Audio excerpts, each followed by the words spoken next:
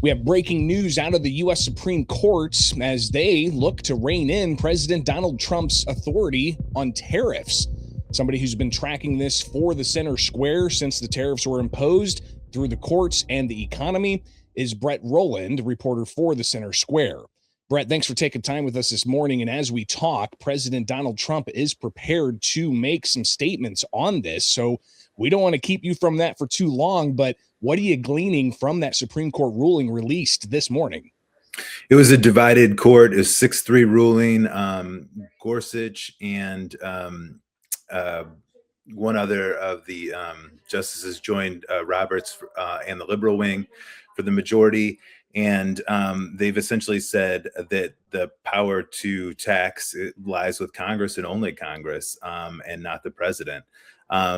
It's been, for business groups, this ruling's been a long time coming. They're cheering the decision, saying this is great for businesses, but they're also warning, hey, we paid about $175 billion in tariffs. We want that money back. And also we need to make sure there's no new tariffs. We don't want further uncertainty in the markets, in our decisions to invest. They're saying, hey, we really need some certainty as to what's going to cost what and how much we're going to have to pay to import the products and to run our businesses.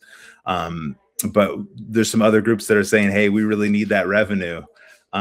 So it'll be interesting to see what happens next. As you mentioned, the president's supposed to respond any minute. In the past, he has generally said that an adverse ruling here from the Supreme Court could spell disaster for the nation, especially given the amount that would have to be refunded. And remember, this is all those trade deals that Trump has cut over the past 12 months have been largely based on the threat of tariffs.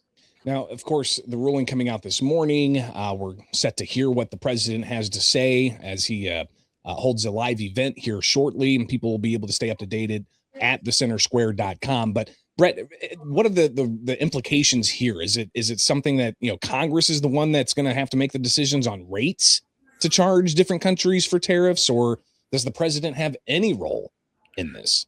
So the president certainly has other options, and that's what we're sort of expecting to happen next, is that the White House, Trump, through some other executive authority that he has powers under two other statutes that could be used to impose tariffs. And the tariff authority in those statutes is really clear.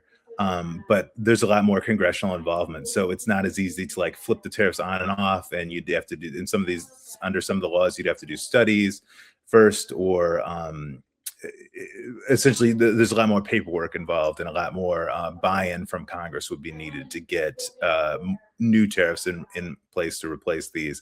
But that's not to say it couldn't be done. It just wouldn't be as easy for the White House as this statute, which the Supreme Court said that they overstepped on, was for Trump to use. And the court mentioned that no other president has used this power, and that the law has been on the books for 50 years. So that if Congress wants to delegate huge power, it needs to speak clearly.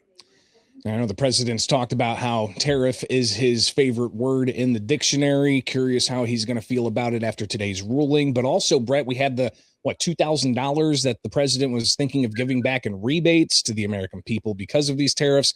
I don't know if he's going to address that either, but there's so many different implications here that have been just compounding for the past 12 months, with the president using tariffs as leverage to, as he said, to try to bring about peace and conflicts around the world, to try to level the playing field between the U.S. and China, and so on. So there's going to be a lot of fallout from this, and I think it's important people definitely stick close to your reporting at thecentersquare.com.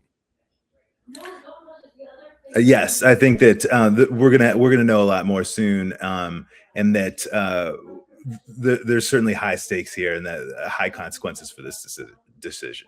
No question. Brett Rowland, Center Square reporter, greatly appreciate you taking the time with us here and this developing story as the president prepares, as we speak, to take to a podium to react to the Supreme Court's decision this morning.